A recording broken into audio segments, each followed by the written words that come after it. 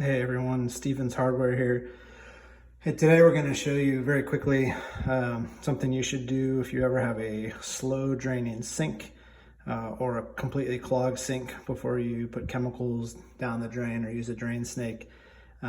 This is free, it's very easy, and generally it's 90% of the problem. So we're looking at the bottom of one of the sinks in our house. I've cleaned it all out. But you can see there's this trap here. So this trap is called a sink trap or a S-trap. It basically is there for you to keep sewer gases out of your house. So it always holds a little bit of water so that any gas that's in the sewer lines doesn't come back into your house. But generally, over time, these things fill up with whatever goes down your sink. So if you ever have a slow drain, I'd recommend starting with this. So I've already prepared the area. It's easy to get everything out from underneath your cabinets. I put a towel down and a bowl.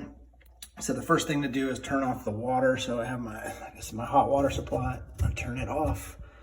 I'm gonna turn off up here the cold water supply. You're gonna wanna do that because someone might accidentally turn the sink on while you're working down here. And if you don't do that, you might get a lot of water coming down through your drain here. Could get a little bit of flooding. So we always turn the water off. It's very easy to turn it off and back on. And basically all you're gonna do is loosen up these fittings. There's one on the top. This just spin.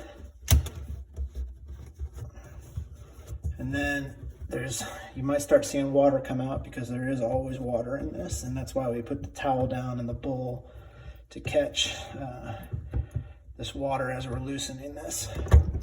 And so you'll see as I loosen it, there's already a little bit of debris coming out. Essentially what you do is just kind of wiggle it off and there should be a lot of water in there.